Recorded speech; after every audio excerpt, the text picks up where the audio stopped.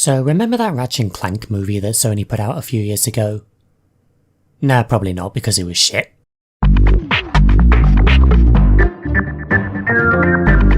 So in case you've been living under a rock, Ratchet & Clank was an action platformer with third-person shooter elements released back in 2002.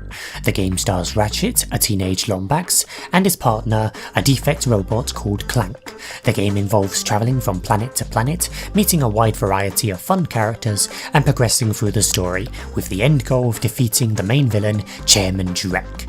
As you can probably guess, the game was a big hit, getting both critical and commercial praise.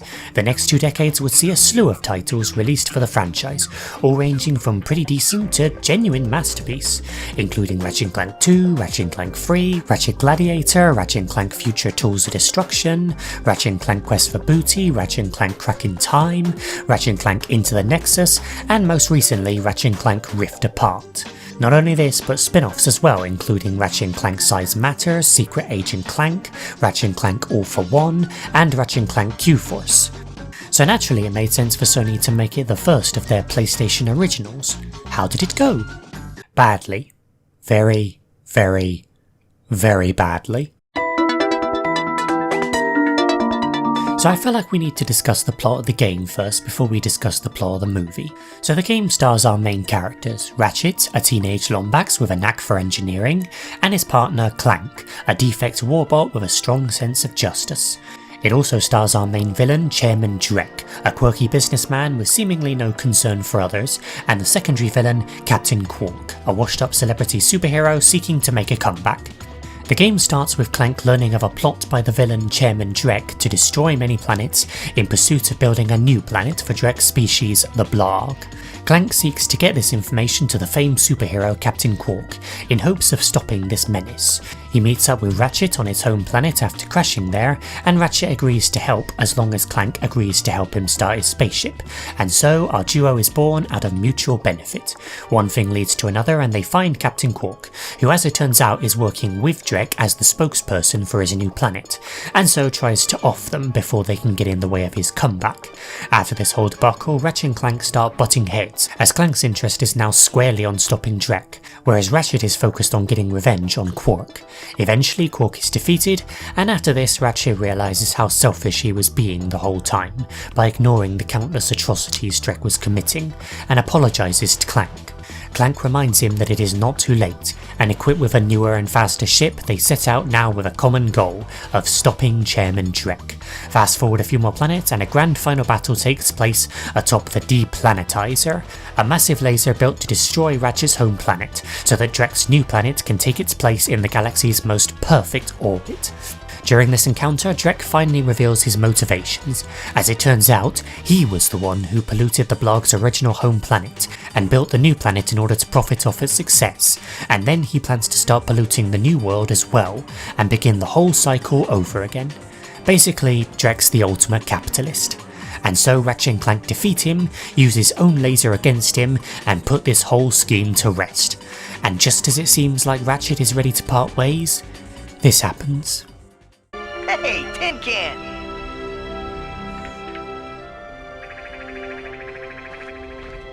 Where do you think you're going? We, still need to fix that arm. And with that, one of the most iconic duos in video games was born. Wow, what a great masterpiece. I wonder how the movie will develop this great story further. Why are you looking at me like that, movie? So as it turns out, the movie uses the same plot as the reboot rather than the original plot of the first game. Well, okay, that's not too bad. Maybe they'll change the original story in compelling ways, now that the universe is much more developed. So what is the plot of the reboot? Ratchet is an apprentice mechanic on Veldin, and Clank is a defect warbot from Drek's factory. Okay, that's not too different. Clank learns of Drek's plan and lands on Ratchet's planet, and the two of them meet. Okay, so far so similar. Then the two of them instantly become friends with little to no acknowledgement, like they're just going through the motions. Then they go to another planet to warn the Galactic Rangers, who apparently work under Quark now and are now a squad of super friends, of an impending invasion. but it's already began by the time they get there and they stop it themselves, and Ratchet gets invited to the Rangers and is seen as a hero. What the fuck is going on? Okay, I know it's a reboot and they're going to change a few things, but this is getting a bit ridiculous. Next you'll tell me Dr. Nefarious is still biological and in this working with Drek. Okay, why is Nefarious here? What purpose does he serve here? Why is he still not a robot at this point? Why is he working with Drek? Why does he betray Drek in the end in the most obvious twist ever? Why is the end battle with him so fucking lame in comparison to the game that it's based off of? Why is the Rhino he uses nothing like the Rhino in the first game? Why do I have so many questions? This fucking movie is gonna drive me insane! Okay, I think we got derailed there for a sec, so let's try to get back on track. So after Ratchet gets accepted into the Rangers, he goes on a few missions with them, does really well, Quark gets jealous of how bloody great he is, ends up betraying them and joining Drek, leading to Navalis getting blown the fuck up. Ratchet goes and sulks for a while until he gets a pep talk and then rejoins the fray. They attack Drek's ship, Ratchet fights Quark and convinces him to come back to the good side, and then they defeat Nefarious, who as it turns out betrayed Drek, because of course he fucking did, and the day is saved, the goddamn end. Okay, so, Christ, where to start? Ratchet in the original game was a wisecracking, self-centered, slightly jaded character who grew to become a hero over the course of the game. He was a good character with a solid arc, but in this movie, I don't even know what his character is. It's like they took his character and sanded off all of the personality, and so you're left with a really boring protagonist who, if anything, is a bit of a Gary Sue, the way he instantly becomes famous and instantly becomes the face of the Rangers despite only being there for a few days. And you might be wondering, why haven't you talked about Clank for a while? Well, that's the thing, I don't even remember anything he did in this movie. He's barely in the movie and has little dialogue, and what dialogue he does has like no personality whatsoever. In the original game he was a bit of a nerd, had great enthusiasm, and was a bit innocent at times, and not to mention very kind-hearted. But in this movie, I really don't remember a single scene of him. Now to be fair, I didn't rewatch this movie before making this video because for God's sake, please no. But still, I'm pretty sure I remember at least a few scenes of him, but no, drawing a blank. And don't even get me started on the Galactic Rangers. All forgettable and pointless. Moving on. So what about Quark and Drek? How do you mess them up? Well, with Quark you make him incredibly petty, to the point that he'll betray his galaxy and assist in the killing of countless people, all because Ratchet is better than him. Yay. And with Drek you take the quirky factor of his personality and crank it up so high that the bloody crank might as well snap off. Seriously, in the original he was both threatening and quirky. He was a great villain, my second favourite in the franchise actually. But in this, he barely resembles the great villain he once was. And Nefarious... Actually, Nefarious is pretty good here. Wow, movie, you got one character correct, and it's the character that the franchise just won't bloody let go of after all these fucking years. I cannot even begin to describe all the ways this movie fucks up the Ratchet and Clank lore, but here we go. Dr. Nefarious being in this movie, and more to the point being biological, doesn't make any sense whatsoever. In the original games he was a villain from Quark's past that Quark defeated, and after his defeat was turned into a robot and tried to kill Quark but was once again thwarted, and never resurfaced after that until Ratchet and Clank 3, which takes place multiple years after the first game. So him being here just completely boggles the mind, and even if you say that it's a reboot, therefore we can change whatever we want, then even then it's still stupid because now we have two villains and one of them is just obviously going to betray the other, and neither can be a great villain. The villains of Ratchet and Clank have always been one of the best parts of their game. They absolutely steal the show whenever they appear, but in this movie they take two of the series' best villains and somehow manage to make them annoying. Great, thanks Sony, you did a smashing job killing what I love. Oh, and also that scene at the end where Robot Nefarious does actually appear is just really stupid.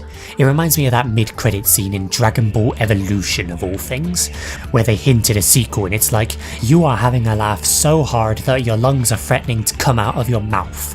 Who do you think you are? Anyway, enough about Bloody Nefarious, let's talk about the Galactic Rangers. Why are the Galactic Rangers this team of boring ass super friends, as opposed to being the army of robotic soldiers from Ratchet and Clank 3? And yes, the Rangers didn't even appear until the third game, so great continuity there, and might I remind you that the Rangers in 3 were funny and had personality, unlike this piece of ass. Also, this is a small thing, but it's really bad, so I wanted to talk about it quick. Why are the blogs so obsessed with mobile phones?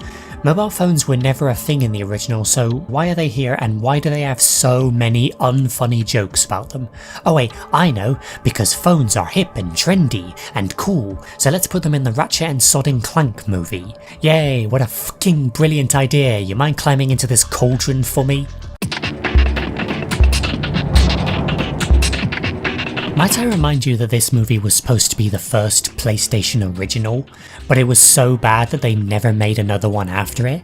Yeah, apparently PlayStation Originals was supposed to adapt multiple popular PlayStation franchises into films and TV shows, but Ratchet and Clank failed so badly on both a critical and box office front that they cancelled the whole project, and now the Wikipedia page doesn't even mention Ratchet and Clank anywhere, and the name has seemingly changed to PlayStation Productions. By the looks of it, they're trying to revive the idea this year with an Uncharted movie and a The Last of Us TV show.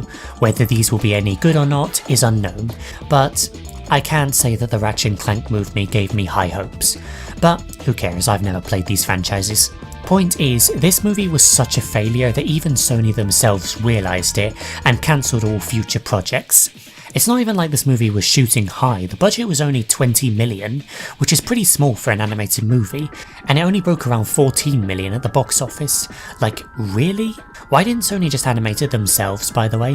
Why did they outsource it to this studio that I've never even heard of? Wait a second, Rainmaker Studios? Why does that name sound familiar? No. No. Holy shit. Yeah, none of this is surprising anymore, to be honest.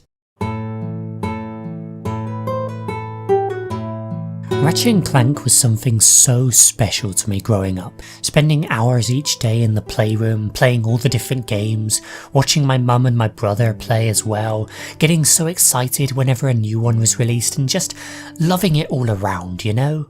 There are few franchises that mean as much to me as Ratchet and Clank. Dark Souls means a lot to me, but it's only become important to me in recent years.